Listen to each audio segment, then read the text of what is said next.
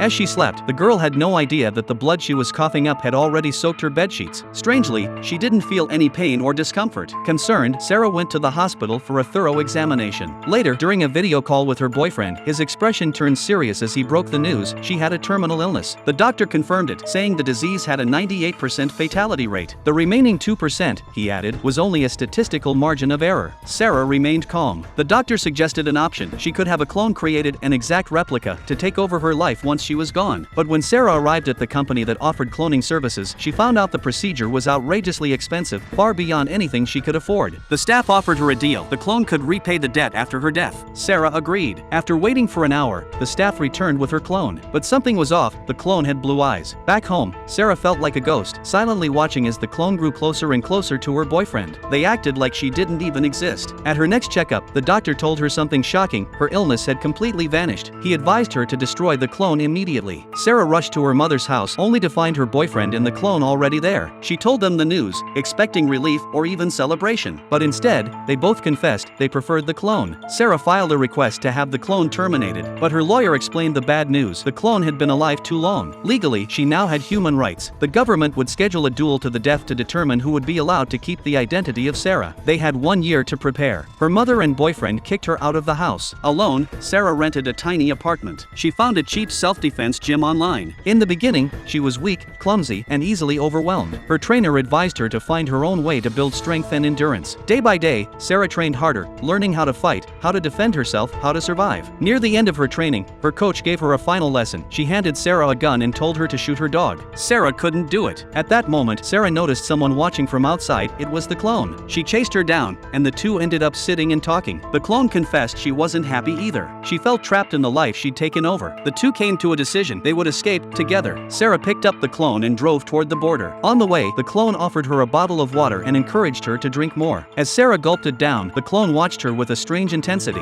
During the drive, Sarah's lips suddenly started to bleed. She stared at the clone, speechless. On the day of the scheduled duel, the arena was full, everyone waiting for Sarah and her clone to appear. Suddenly, a lone figure emerged from the forest. The clone's disappearance had become a major incident. Sarah was taken in for questioning and subjected to a full investigation. Her boyfriend and mother reminded her over and over not to slip up, to stick to the story. Sarah, who had remained calm through everything, finally broke down and cried. The truth came out. The poisoning had been part of a plot. The clone, her mother, and her boyfriend had planned it all together. And Sarah, she really was the original.